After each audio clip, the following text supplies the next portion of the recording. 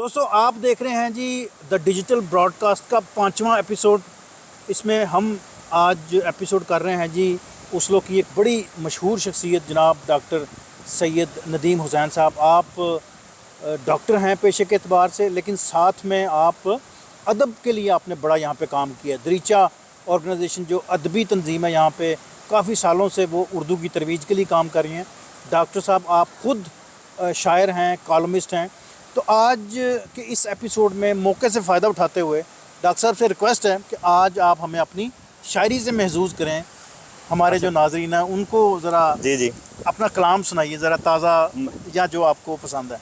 मज़ाहिया सुना दूँ थोड़ा? जी सुनाएं जनाब, डॉक्टर साहब सुनाएं जी। Over to you sir.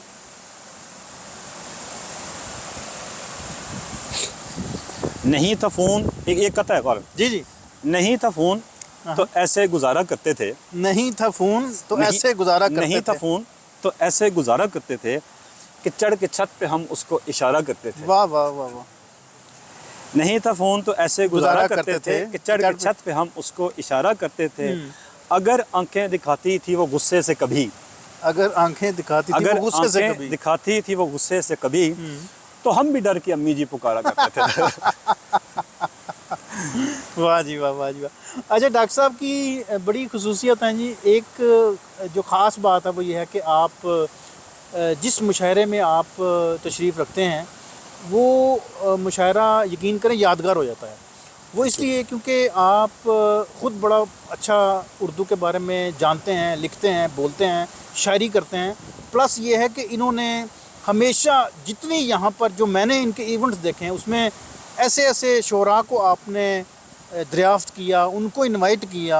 जी। और ये बड़ा जान जोखों का काम है। हमारी असल में दरीचा का ये टारगेट है या मकसद मिशन रहा है कि जितने भी नए लिखने वाले हैं, चाहे कोई अच्छा लिखता है चाहे कोई कम अच्छा लिखता है वो उनको प्रमोट करना। क्योंकि हर कोई जो है ना वो अपने दिल के जज्बात लिखता है और हर कोई जो है ना वो फराज नहीं होता, हर कोई गालिब नहीं होता। नहीं।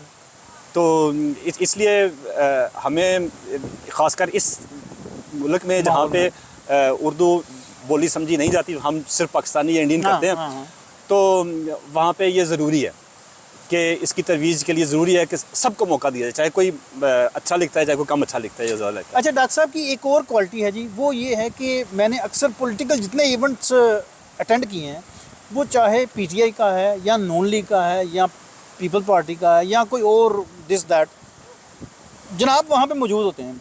और मैं बड़ा हैरत से इनको देखता हूँ कि डॉक्टर साहब ये तो पीटीआई का प्रोग्राम है, तो आप किस तरह यहाँ पे। अमूमी तौर पर ये रिवाज ज़रा ना कम देखने को मिलता है कि हमारी जो सियासी जो वाबस्तगी होती है ना, वो हमारी जो एक्टिविटीज़ होती हैं, एटीट्यूड होता है ना, उसको रिफ्लेक्ट करता है।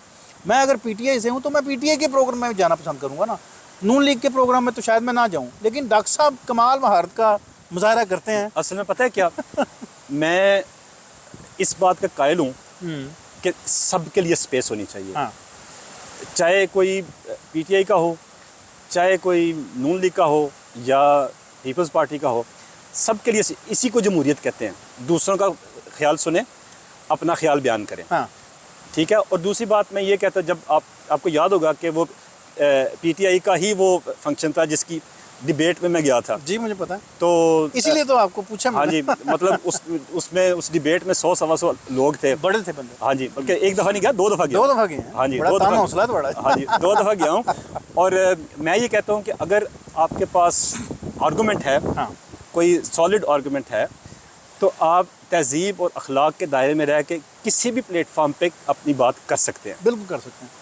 तो मैं जिस चीज़ पे ज़्यादा ज़ोर देता हूँ वो यही है कि आपके पास दलील हो, मुहकम दलील हो जिसे कहते हैं, दलील हो आपके पास, और तहजीब और अखलाक के दायरे में रहे, दोस्ताना अंदाज से बात करें, क्योंकि हर किसी की अपनी अपनी सोच है, हर कोई अपनी अपनी आंखों से देखता है। ये ज़रूरी नहीं कि हर कोई आपकी आंखों या आपकी ऐनक से देखे।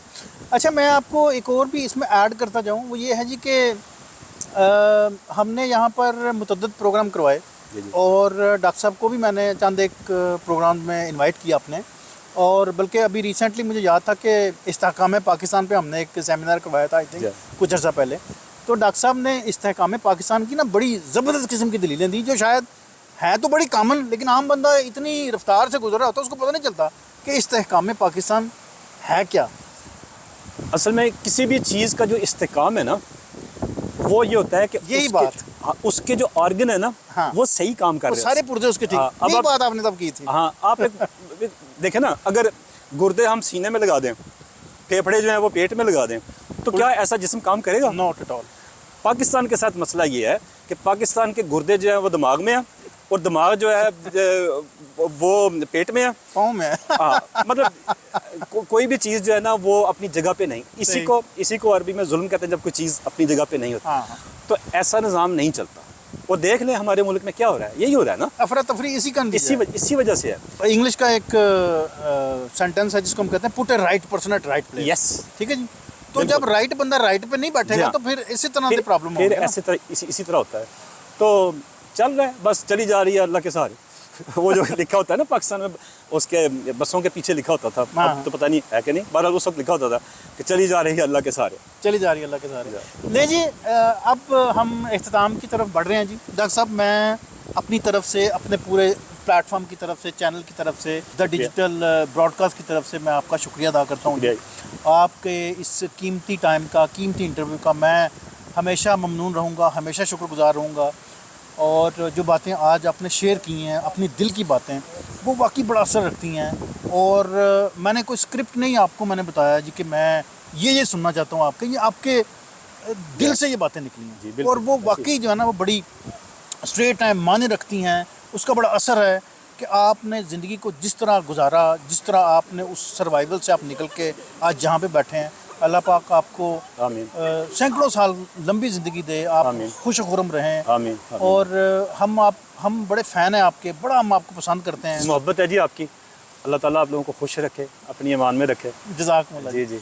और मैं ममनून हूँ इस चीज़ का। और जितने आपके इवेंट्स हमने अटेंड किए, दुआ करें, हम सारे दुआ करते हैं कि हमेशा हम आपके इवेंट्स इस तरह अटेंड करते रहें, आपको खिलता मुस्कुराता देखते रहें। मेरी फ़िक्र बड़ी गहरी हो गई, पिछले एक प्रोग्राम में थे तो आप बड़ी मुश्किल से 5-7 मिनट ही वहाँ पे स्टेज पे खड़े रहे। आपने कहा जी कि मेरी मोहब्बत है, मेरा ख्याल है किन का प्रोग्राम था, खालिद छथाल साहब का प्रोग्राम था, कि आपकी बड़ी मोहब्बत है उनके साथ, तो आप बड़ी मुश्किल में चंद लम्हों के लिए आए। लेकिन फिर भी जी आपकी हिम्मत को हम सलाम पेश करते हैं। और हमारी ढेरों नेक ख्वाहिशात और ढेरों दुआएं आपके लिए, आपकी फैमिली के लिए। अल्लाह पाक आपको उम्र खिज़र दे, आपको खुश खुरम रखे। मेरी ढेरों दुआएं आपके लिए। आखिर में मैं अपने प्रोग्राम के अख्ताम से पहले मैं ये जिक्र करना चाहूँगा ज़रूर कि ओस्लो एक बड़ा एक भरपूर, एक छोटा सा शहर है, लेकिन यहाँ पर बड़े दिल नवाज किस्म के लोग हैं। मेरी हमेशा यही कोशिश रहेगी कि जो बेहतरीन ऐसे लोग जिन्होंने ज़िंदगी में बड़े कारनामे सर अंजाम दे रखे हैं, या जो ऐसी सर्वाइवल की ज़िंदगी गुजार रहे हैं, या जो ऐसी कोई डिफरेंट शख्सियत है, मैं ज़रूर चाहूँगा कि मैं उनको ज़रूर अपने प्लेटफॉर्म पे इनवाइट करूँ मैं। और इसका ये मकसद है कि ज़िंदगी में बहुत से शोबे हैं, स्पोर्ट्स है, लिखने लिखाने का है, बाकी जो दीगर ज़िंदगी के अमूर हैं, तो हर शोबे से मैं हर पर्सनैलिटी को इनवाइट करूँगा।